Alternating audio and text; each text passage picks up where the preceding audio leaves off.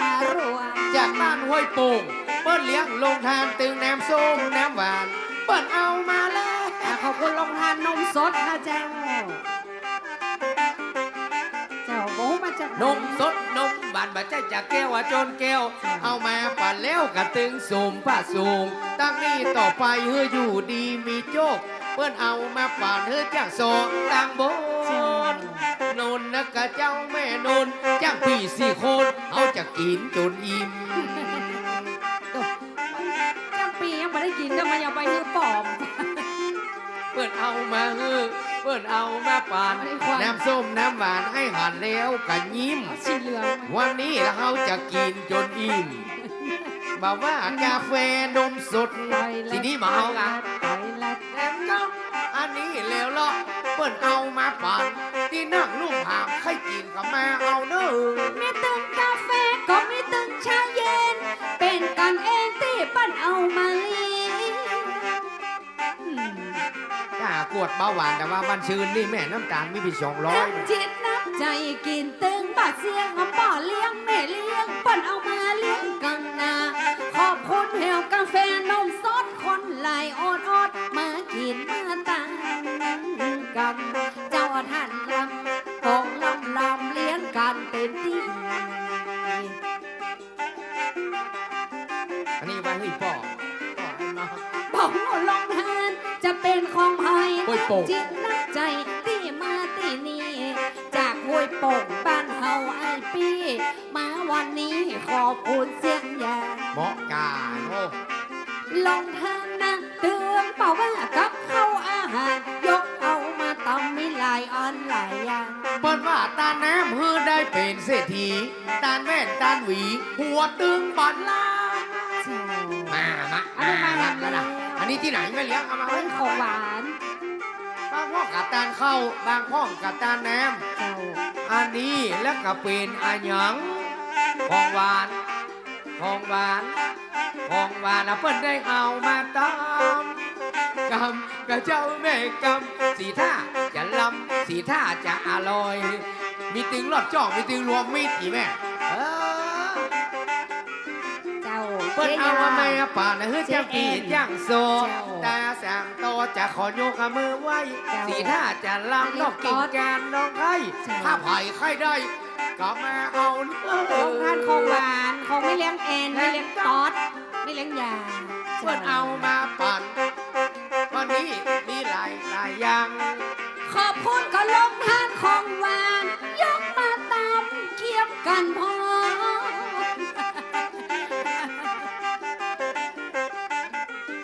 มีสักคนกับการเนื้อตัวบะน้องเกี่ยวไว้พร้อมน้ำส้มของหวานขอบคุณเจ้าภาพลงทานยกเอามาตามนี่ก็แหมก้าวได้เจ้าท่านแน่นมีแผ่วแม่เลี้ยงเอ็นไม่เลี้ยงยายคนนึงอ๋อมี2 คนน่ะ3มันเป็นสาวก็มามีผัวละลงทานก็สำหรับเจ๊เอ็นนะเจ๊ยานี่ก็ว่าอันแผ่วแม่เลี้ยงตอดได้มาจูช่วยกันมาลงทาน3 คน3 ท่านเฮมก็มาอันนี้เปิ้นมาเลี้ยงของหวานเป็นโรงทานได้มารวมเดี๋ยวจะพี่บอกว่าจะพี่ยังเอาหัวมันจะน่อยน้ำแข็งมาน่อยแล้วมันจะจางมันจะบั่นลำนี่ค่ะเข้าใจจังปีเข้าใจกินเอามาไปด้วยจังปีกินตอนไหนแม่ยังก่อนแล้วตัวก็ช่ออยู่แล้วตัวจะกินกับเปิ้ลอยู่เปลี่ยนกับโคกำจังแม่เจินนะเจ้าก็ลงทานนะเจ้าแม่ถ้าอยากเอากับมาเอาเด้อมาแจกแม่ในเต็นท์มันก็ได้เน้อเจ้าสักเตยแม่อันเจ็บหัวเข่าเนาะลูกมาได้แจกกันค่อยๆเพื่อนว่าให้ทานเราจะบุญถึงกันอันเพื่อเลี้ยงจะไม่กินเนาะน้ำตาลมันจะขึ้นดูแล้วตัวก็จะไปกินน้าขี้โลบจะตายโอ้ยมันมีปัญหากินกันว่ามีปัญหาผมไม่ได้แม่เจ้าผมอสมเก่าเด้อสมเรื่องน้ำตูงน้ำตาลนี่นะรับรองบอกขึ้นกินเตอะกินนักมาเป็นยังขนาดไปตรวจว่ามาซื้อมีน้อยเดียวนะเพราะว่าไอ้นี่เป็นคนดูแลสุขภาพอย่างดีอย่างนั้นลูกมาเจ้าโล่น10 รอบปอดโถนหล่น10 รอบหล่นแวดสนามบ้านกะรอบเสาเฮือนเนี่ยกะรอบ กินปลาเป็นหลักกินผักเป็นยากินกล้วยน้ำว้าบำรุงร่างกาย อ๋อ อ่า เจ้า อีแม่ลองไปรอพอสตล่ะ อ๋อ โรงพยาบาลประจำตำบลโรงพยาบาลส่งเสริมสุขภาพ ประจำตำบลนี่นะ เอาแว่นตาไปตรงหายเด้อน่าเจ้าเอาประกาศ ของกิ่งการนั่นไม่ใช่ปะ ฮะเฮ้ยยังผีไว้โอเคก็จะแม่นว่ากิ่งการ เอ๊ะได้ของเอาไอ้ค่ะอย่ามาจับตาเอาดิถ้าไปมาเอาให้เอา เนี่ยอูเรื่องสุขภาพก่อน เจ้าเดี๋ยวก็ประกาศเนาะเจ้า ผมนี่อสมเก่าในแม่ เจ้า แก้ข่าวร้ายกระจายข่าวดี เออ หน้าที่ของอสม เจ้า อสมเฮาในประเทศไทยชื่อเสียงโด่งดังทั่วโลก อ๋อ โควิดมันระบาดกับอสมไปตัวขับเคลื่อน อ๋อ ไม่ก็ เจ้า อ่า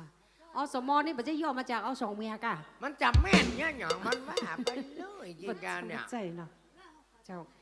เปิ้นว่าคนเฮานี่นะกิ่งการถึงวันนี้นะเปิ้นเหมือนเครียด ห้ามเครียดเนาะ เอาต้องห่างไกลจากโรคภัย แล้วยังไงหรอ โรคตับเบาหวานความดันโรคหัวใจอยู่นี่นะ เอาถ้าแบบเครียด จะมามีในตัวเฮาเลย อ๋อเจ้า อ่า ถ้าเอาแบบเครียด เรา เนาะ เอาไปหาหมอเพื่อนถึงถามเรากินเหล้าก่อน อ๋อ สูบบุหรี่ก่อน อ๋อ เหล้ากิน เหล้ากิน บุหรี่บ่สูบนี่ได้ลดมาพ่องละ นี่ก็ดี บุหรี่นี่มาได้นะ เจ้า เป็นอันตรายต่อตับ อ๋อบุหรี่อะปอด อ่า จ้ะ ว่ามึงมาหูยกันลองไก่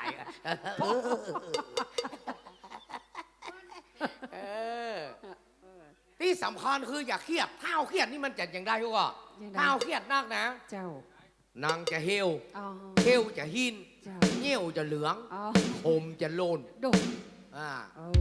ถ้าเนี่ยได้เบิ่งเอาเครียดดิแม่ หมอก็จึงแนะนำต้องทำให้ร่างกายเอาสดชื่น แจ่มใสล่าเริงไข้หัวเราะวันละนิดจิตแจ่มใส